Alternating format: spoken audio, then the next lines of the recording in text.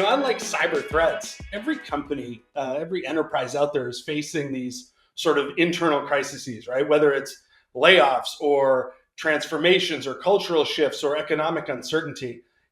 What communication lessons from cybersecurity would you say apply to sort of like broader business crises of which, candidly, over the last 5 years, there's been a lot of? Yeah. There's some things that we've done in cybersecurity that are directly applicable to crisis communication at large. The biggest one is being prepared. So in cybersecurity, there's this concept of tabletop exercises, which are essentially simulations of something bad happening, a breach, ransomware attack.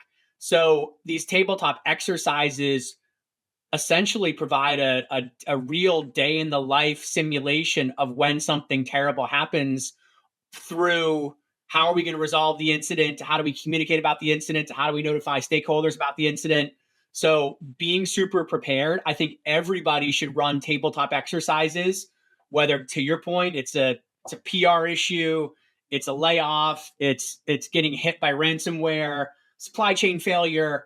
Prepare for it. Run a tabletop exercise, run a simulation, go all the way through, other than just pushing the button on hitting send to an email database or pushing send on a press release. Get all the way to the end state. That's going to help you be much more prepared for the inevitable happening.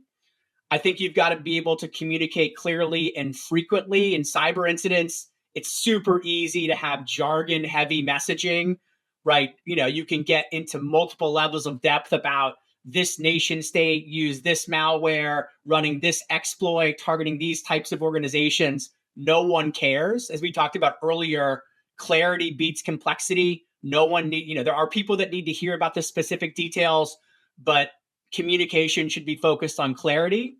I think you want to have regular factual updates to prevent misinformation. It is incredibly easy for incidents to spiral out of control when the narrative isn't communicated properly. So I think, regular updates is super valuable. In the case of my current role at Incident.io, where we help companies resolve cybersecurity incidents, but we also help them manage site reliability issues like site goes down, site is slow. The same thing. A big part of managing any type of incident is just regular factual updates. You don't need to spin, you don't need to sell, you don't need to market.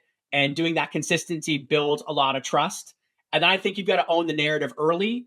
And I'll talk about an example of a company that does really well in a second. But if you don't tell your story, someone's going to tell your story for you. You should be, as a leader, proactive in framing what happened and what's being done about it. Every second matters in an incident. Hey, if you're getting value from today's conversation, make sure you subscribe right now so you don't miss any future episodes of the Aspire to Inspire podcast.